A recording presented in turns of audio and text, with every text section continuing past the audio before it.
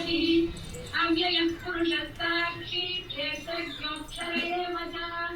योगो योगविदानेन प्रधानपुरुषेश्वरः नारसिंहवपुः श्रीमान् केशवः पुरुषोत्तमः सर्वश्रद्वशिवत्थानुभूता जन्मधिरव्ययः सम्भवो भावनो भक्ता प्रभवः प्रभुरीश्वरः स्वयंभूशम्भुरादित्यः पुष्कराक्षो महत्त्वः अनादिनिधनो धाता विधाता धातुमुत्तमः अप्रमेयो ऋषिकेशः पद्मनाभो नरप्रभुः विश्वकर्मा मनुष्यः हरिप्रभृतिरात्मनः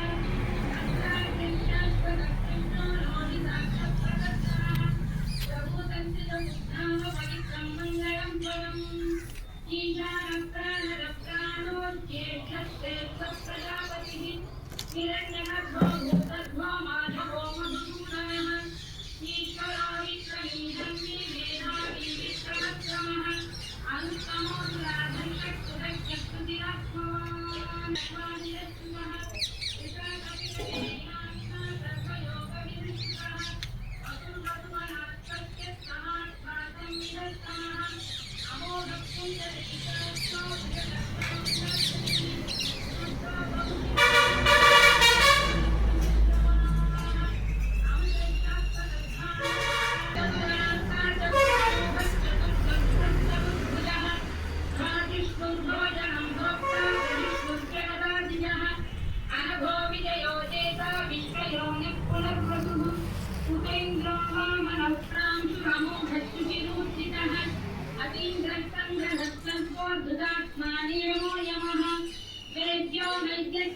योगी वीरमाधवो मधुः